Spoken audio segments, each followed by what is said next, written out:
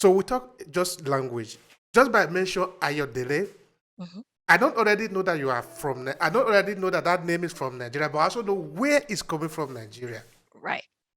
This is what we need to do, because if you give the European do exactly the same thing, and the reason is that they want to connect, but they did the opposite to the African American, just cutting them off, so that you don't connect.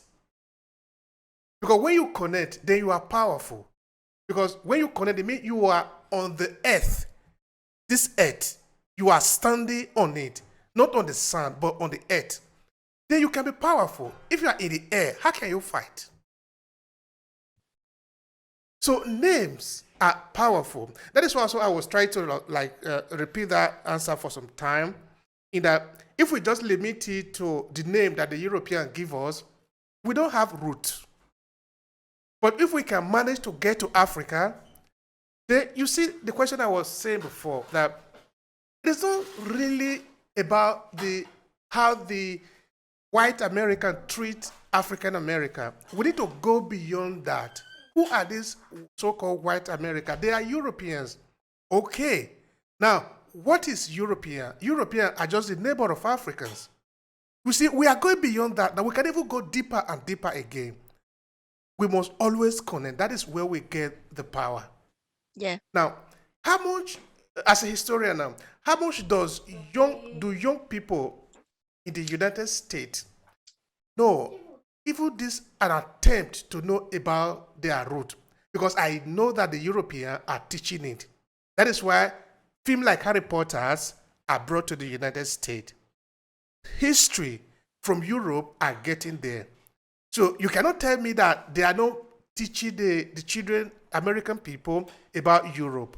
But are they also teaching the African American children about Africa in a way? Because we are going to forget what the French were saying in their policy of assimilation. It was false. It was not true.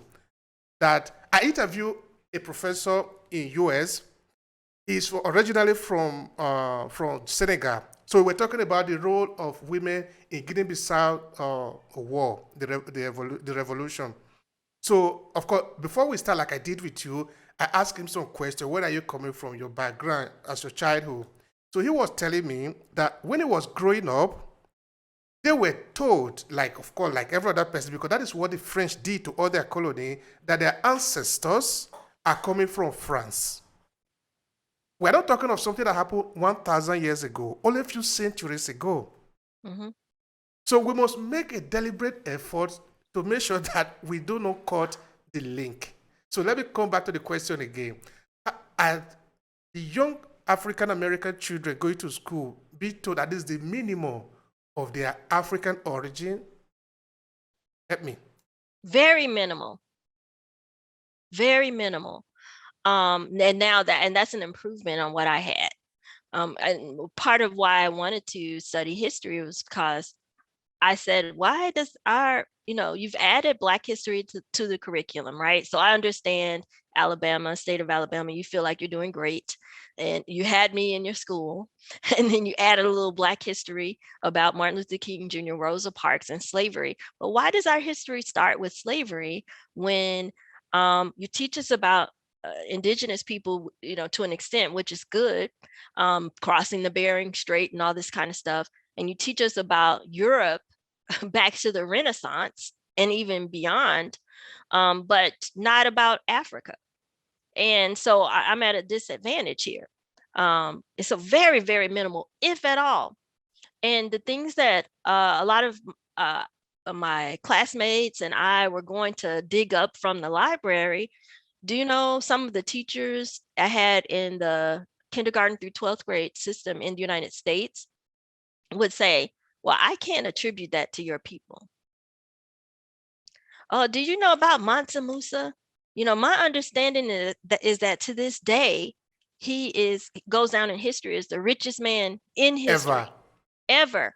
Do you know about that? And we had teachers, white teachers, to say, well, I can't attribute that to your people. This is what You you're know? talking about. Yes, right. And so I feel I have a mission. And you asked about poverty, right? This salary is not an engineer's salary, but I feel I have a mission in the world, right? To do this. Yeah, I mean, it's very important for us to connect. And I was just thinking when you were talking, it's, you know, for me, it's important to say African American because I talked about my daughter's names, right? But my name, I have to explain, well, why it doesn't have the Y. I was named after the country Kenya. Well, do African Americans ancestors come from East Africa? No, no, no. I was given this name at a point when, African Americans were just learning and they identified with the continent as a whole. But, my dad said everybody was being named Kenya in his, everybody's daughter in his cohort, and he wanted me to stand out a bit. And so he changed the Y to a J. I have to explain all those things, right? But his name, when you're talking about what Europeans get versus what Africans and people of African descent might get within the context of imperialism and neo-colonialism and all this kind of stuff, hegemony, cultural hegemony. One, this evolution of culture happens to Europeans too, but they treat it with some sort of normalcy. So when I was working at the Atlanta History Center, I worked with a woman who was European. And we always talk about this famous baron of industry in the United States, Andrew Carnegie is how we say it. And I don't know why I said Andrew Carnegie, or somebody said Andrew Carnegie. And she said, why are you saying Carnegie? It's Carnegie, right? So that's an evolution of the pronunciation of this name, right? He doesn't say it exactly like, or the people don't say it exactly like his European ancestors, but folks normalize it over here. Like, yeah, it's American English, that's standard. Now, what you African descended people speak, that's, some people, say something denigrating, right? But I think it's important, and I'm very proud, even to have the conversation of how it came to pass that yes, my child has a Nigerian name. Yes, my child has a Yoruba name. And it's a man's name. And this is how the confusion came into the mix. And we're learning and we're trying. Because when I was in a history class with a Scottish guy, and, it's the first day of class, everybody's introducing themselves. And he says, I'm Roy McClymont. And I said, oh, Roy McClymont. That sounds so much like my father's name, Roy McCray. That's my father's name, Roy McCray. And, I didn't think anything of it. And if I was to bring my dad from the other room in this room, you're talking about looking, continental. The man looks like he's straight off the continent. So that's good. He That's does. good. It's a good look. He's a handsome man. And I get a lot of my looks from him, period. But he has this name, and I didn't think anything of it. And the Scottish guy in the class, Roy, says, Roy McCray, that's a good, strong Scottish name. And I just thought, I love my dad and I love the things he did in our family's name, but I'm also glad that I'm kind of I have the freedom to change, to kind of break the cycle, because it felt funny. And I don't think Roy McClymont meant anything by it. And I kind of think he was trying to use it as a point of connection. But, for me, it reinforced that dominance, that European cultural dominance, that my dad, this, handsome Black man, has this good Scottish name. That is it. It's a joke. It's a game. Yeah. And we need to start decoding it even little by little, even in Africa too, because in Africa we are not free too. But it's okay. Let's be connected to ourselves, because the fight is a long one, because it took Europe several centuries to put down Africa and break it into pieces. And what they did to the slavery, of course, you don't know. It's not like they bring 100 people coming from Europe and they sent all of them to the same place. If that was how they did it, the slave trade would be broken very easily.